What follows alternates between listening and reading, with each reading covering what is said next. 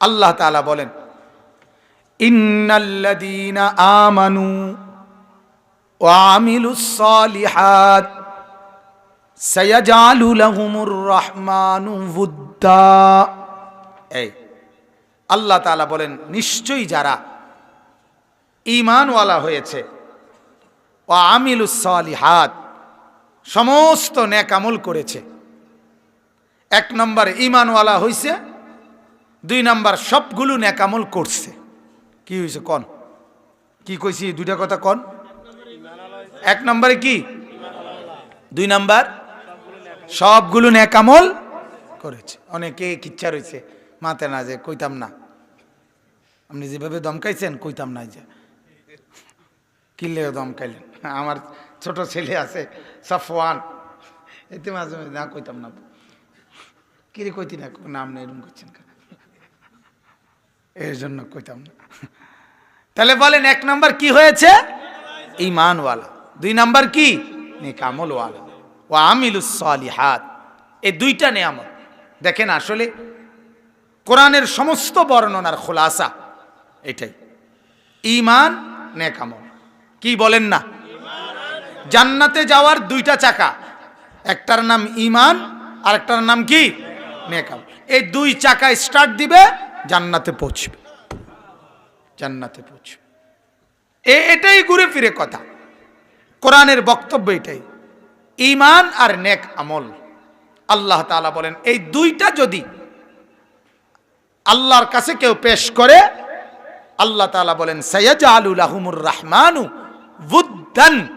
আল্লাহ বলেন, সায়াজআলু লাহুম, তাদের জন্য দিয়ে দেন আল্লাহ, উদ্দান, সর্বত্র ভালোবাসা। সর্বত্র কি দিয়ে দেন? ভালোবাসা দিয়ে দেন। এই কথাটা আল্লাহ বলেন, ঈমান আর নেক আমল কেউ যদি আমি আল্লাহকে দেয়, চতুর্দিকের সমগ্র সৃষ্টি জগতে সবার কাছে তার জন্য ভালোবাসা আমি দিয়ে দিই। এবার আমিও তাকে ভালোবাসি, আসমান জমিনের ফেরেশতাও ভালোবাসে, আমার জিন ইনসান, আমার মখলুকাতের যদি 18,000 হয়, কম হোক বেশি হোক, আমার সমস্ত সৃষ্টি জগৎ আমার ওই বান্দাকে ভালোবাসে, ঈমান আর আমলের নজরানা যে আমাকে দিছে।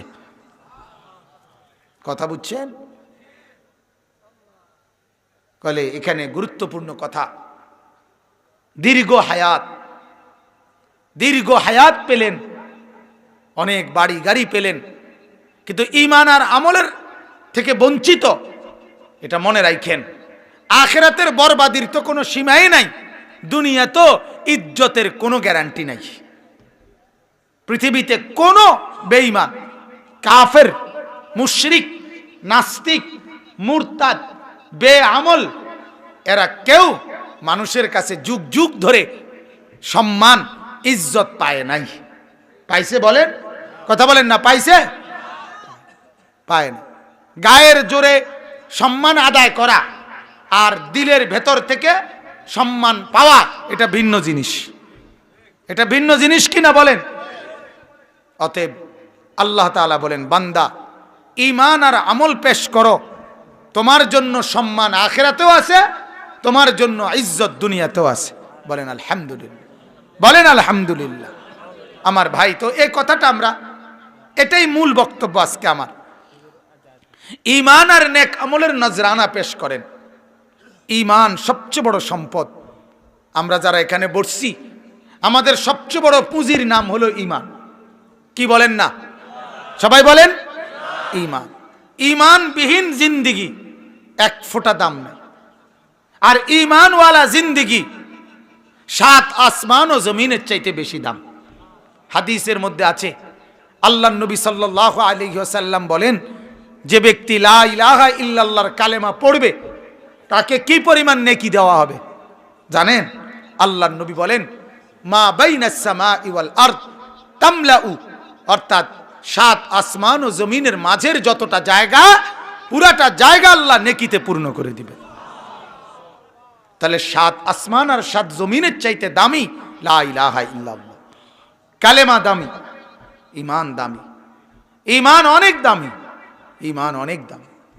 আমার ভাই, আজকে আপনারা হয়তো বলবেন ইমান তো আছেই হুজুর, লা ইলাহা ইল্লাল্লাহ তো মুখস্থই পারি। না রে বাপ, বিশ্বাস করেন, শুধু লা ইলাহা ইল্লাল্লাহ মুখস্থ রাখলেই ইমান টিকে থাকে বিষয়টা এমন না। কুফরির কারণে ইমান ছুটে যায়, শিরিকের কারণে ইমান ছুটে যায়, নিজের অজ্ঞাতে ইমান ছুটে যায়, বদ আমল করতে করতে, গুনাহ আর নাফরমানি করতে করতে অনেক সময় কলিজার মধ্যে গুনাহটা ইয়াকিন হিসাবে বসে যায়, তখনও ইমান চলে যায়। এই কথাটা এমনি বুঝেন, সুদ খাইতে খাইতে, কিস্তি লইতে লইতে, কথা বুঝছেন না, একটা সময় তার কলিজার মধ্যে এটা বসে যায়, এটা ছাড়া আমার পক্ষে আর বেঁচে থাকা সম্ভব না, এটা তার দিলে বসে যায়, তখন তার ইমান চলে যায়। কারণ সে তো এটা বিশ্বাস করে লাইছে। আমার ওই দিন বলল একজন, ৬,০০০ টাকার কিস্তি, এই টাকা শোধ করতে না পাইরা এরপরে আবার কিস্তি নিতে নিতে নিতে নিতে ৬,০০০ টাকার কিস্তি এখন ৬০ লাখ টাকার কিস্তি, ৬০ লক্ষ টাকা কিস্তির জালে আটকাইয়া বাড়ি হারা। এখন ওই লোক আর বাড়িতে নাই, বিবি বাচ্চাও নাই। তাইলে আপনি বলেন, তার কলিজার মধ্যে এটা বসছে, আমি যদি এই কিস্তির থেকে বাঁচতে হয় আবার কিস্তি লইতে হইব। কথা বোঝেন নাই আমার?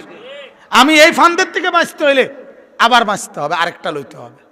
ওই যে মাদকাসক্ত কেন্দ্র, যেগুলো মাদকাসক্ত নিরাময় কেন্দ্র, মানে যেখানে নেশাগ্রস্ত লোকদেরকে চিকিৎসা দেয়, তারার চিকিৎসার নিয়ম হলো নেশার এই মদ, গাঁজা, ফেন্সিডিল, এগুলো নেশা, এগুলো কমায়, একটু একটু একটু করে করে করে কম কম কম কমায়, টেলিভিশনও দেখতে দেয়, গান বাদ্য শুনতে দেয়, আর নেশা একটু একটু কমাইতে কমাইতে কমাইতে কমাইতে যখন আর মনে করেন আধা গ্লাস বা আর এক ফা খাইলে সারে হেতের, তখন এক হয়ে যায়, এখন অনেকটা সুস্থ, এখন মাশাল্লাহ দিলে, এখন কি আগে যে পুরা বোতল মারিয়ে দিত, এখন আর কি মারে না, পুরা বোতলটা ছাইরা দেয় না, এখন অল্প দিলে হয়।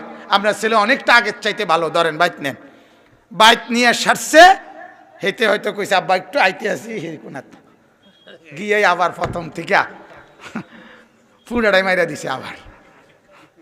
অর্থাৎ গুনার মধ্যে রাইখা, সেটা সামান্য পরিমাণও হোক, গুনার থেকে ফেরানো যায় না। কথা বুঝছেন নি আপনার? গুনার মধ্যে থাইকা গুনার থেকে কি করা যায় না, ফেরানো যায় না। বরং গুনার থেকে ফেরাইতে হইলে, আখিরাতমুখী করতে হলে গুনার থেকে একদম আলগা করে ফেলতে হবে, আলগা জায়গা লাইরে লাইতে হবে, গুনার থেকে সম্পূর্ণ আলাদা হইতে হবে। সামান্য পরিমাণ নেশার দ্রব্য চালু রেখেও তাকে নেশার থেকে বিরত রাখা যাবে না।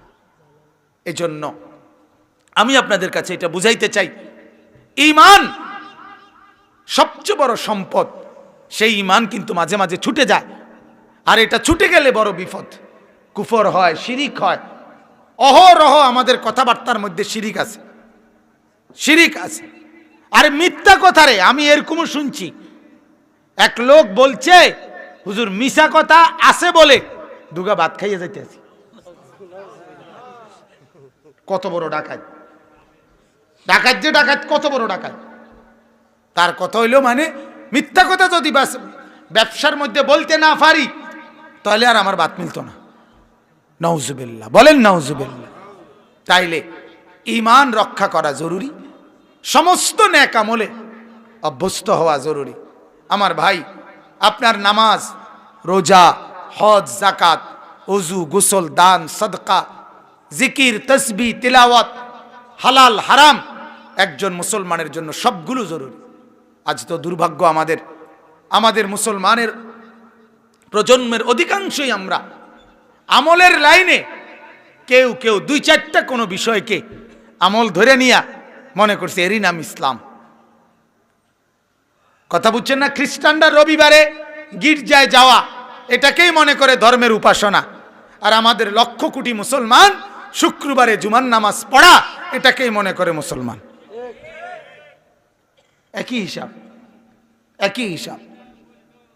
আল্লাহ তাআলা আমাদেরকে মাফ করে দেন, আল্লাহ আমাদেরকে বুঝ দান করেন। অথচ নামাজ কি শুধু শুক্রবার, শুধু জুমাবার? কয়দিন? কয়দিন বলেন না? ওই যে শবে বরাত, শবে কদর আইলে দেখবেন অনেকে জিগায়, আমারও তো জিগায়, হুজুর নামাজটা কোন দিন? নামাজটা কি মানে রবিবারে না সোমবারে? নামাজ কোন দিন? আমি বলি নামাজ প্রতিদিন। নামাজ কোন দিন? প্রতিদিন নামাজ। তাহলে অতএব আল্লাহ তাআলা বলেন, আমার কোনো বান্দা যখন ঈমান আর আমলের উপরে উঠে, সমস্ত সৃষ্টি জগতে আমি আল্লাহ তার জন্য ভালোবাসা দিয়ে দেই। এজন্য এই আয়াতের তাফসিরে আছে, আল্লাহ তাআলা যখন তার কোনো বান্দাকে ভালোবাসে, তখন আল্লাহ তাআলা জিবরাইলকে প্রথম ডাকে, না দা জিবরিল, জিবরিলকে ডেকে বলে, তাকে আমি ভালোবাসি, তুমি ভালোবাসো। জিবরাইল বলে আহবাবতু, ভালোবাসলাম। জিবরাইল এবার 7 আসমানের ফেরেশতাদেরকে বলে, ও ফেরেশতারা, এই লোকটাকে আল্লাহ ভালোবাসে, আমি জিবরাইলও ভালোবাসি, তোমরাও ভালোবাসো। ক্বালু আহবাবনা, 7 আসমানের ফেরেশতারা বলে আমরাও ভালোবাসলাম। সুম্মা তুনজালুল মাহাব্বাতু ইলাল আরদ, আল্লাহর নবী বলেন ভালোবাসার ওই ঘোষণাটা তখন জমিনে নেমে আসে, আর আল্লাহ তাআলা সমস্ত সৃষ্টির কাছে ওই ভালোবাসার কথা পৌঁছিয়ে দেয়। পুরা মাখলুক তখন আল্লাহর এই প্রিয় বান্দাকে ভালোবাসে।